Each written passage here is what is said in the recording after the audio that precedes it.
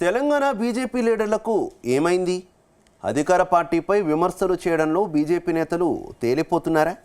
మరో 3 ఏళ్లలో అధికారంలోకి వస్తామని చెబుతున్న నేతలు పసలేని పంచ్ డైలాగులు వేస్తుండడంతో సొంత పార్టీ కార్యకర్తలే నవ్వుకుంటున్నారా? అసలు బీజేపీ నేతలు సీరియస్ పాలిటిక్స్ మానేసి టైంపాస్ పాలిటిక్స్ చేస్తున్నారా? తెలంగాణలో అధికారంలోకి వచ్చేందుకు బీజేపీ హైకమాండ్ సీరియస్గా పావులు కదుపుతోంది.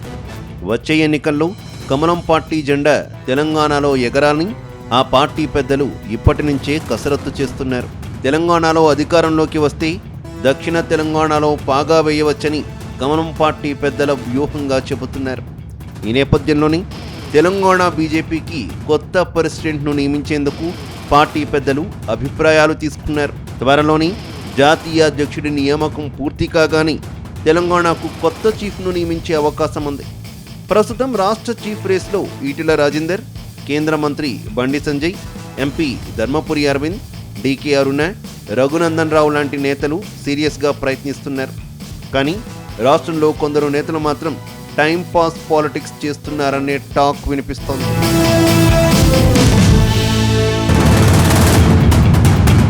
ఈ నేపథ్యంలో బీజేపీ నేత మాజీ MLA NVSS Prabhakar comments hot టాపిక్గా మారాయి. జూన్ 2 లేదా డిసెంబర్ 9 తర్వాత కాంగ్రెస్లో బీఆర్ఎస్ విలీనమవుతుందని బాంబు పేల్చారు.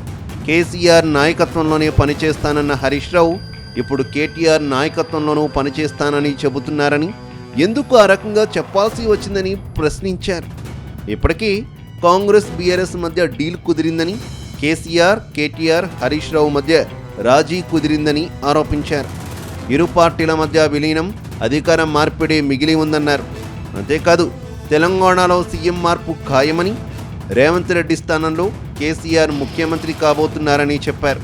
అయితే ఎన్వీఎస్ఎస్ ప్రభాకర్ చేసిన కామెంట్స్ ఇప్పుడు చర్చనీయాంశంగా మారాయి. అసలు కాంగ్రెస్లో బీఆర్ఎస్ విలీనం కావడం ఏంటని సెటైర్లు పేలుతున్నాయి. అసలు బీజేపీ నేతలు ఏం మాట్లాడుతున్నారో వారికి అర్థం కావడం లేదని జోకులు పేలుతున్నాయి.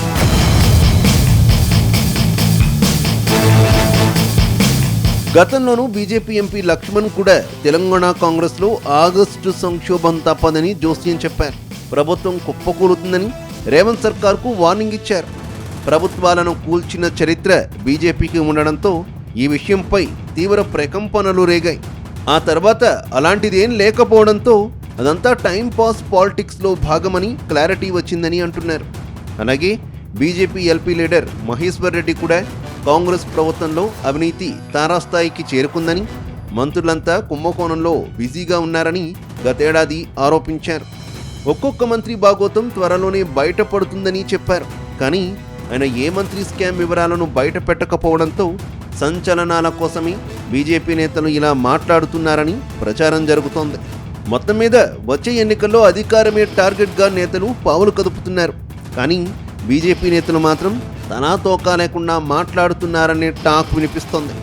నేతల ప్రవర్తన ఇలాగే కొనసాగితే పార్టీ పరిస్థితి మరింత దిగజారే ప్రమాదముందని చెబుతున్నారు.